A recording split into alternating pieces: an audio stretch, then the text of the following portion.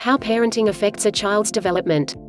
From encouraging schoolwork and sports to modeling values as a child grows, remember, they do as you do, not as you say. Parents exert enormous influence over their children's lives. They are, however, not the only on-the-ground influences, especially after children enter school and begin interacting with the world at large.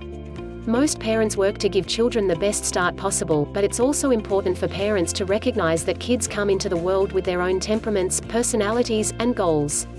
While parents may want to push their child down a certain path, a parent's job is to provide an interface with the world that ultimately prepares a child for complete independence and the ability to pursue whatever path they choose.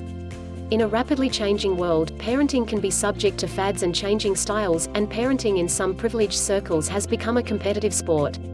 But the needs of child development as delineated by science remain relatively stable: safety, structure, support, and love.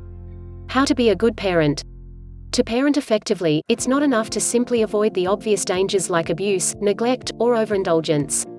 Indeed, the National Academy of Sciences delineates 4 major responsibilities for parents: maintaining children's health and safety, promoting their emotional well-being, instilling social skills, and preparing children intellectually. Numerous studies suggest that the best-adjusted children are reared by parents who find a way to combine warmth and sensitivity with clear behavioral expectations. Parents may find the 4 C's to be a helpful acronym: care, showing acceptance and affection; consistency, maintaining a stable environment; choices, allowing the child to develop autonomy; and consequences, applying repercussions of choices, whether positive or negative. What are unhealthy parenting styles? Not every parenting style is in the child's best interest. There is such a thing as overparenting, which can cripple children as they move into adulthood and render them unable to cope with the merest setbacks. 2 well-known examples of overparenting styles include helicopter parenting, in which children are excessively monitored and kept out of harm's way, and snowplow parenting, in which potential obstacles are removed from a child's path.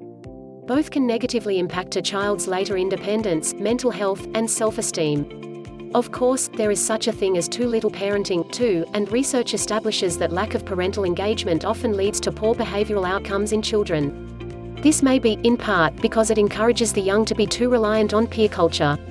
Ironically, overly harsh or authoritarian styles of parenting can have the same effect.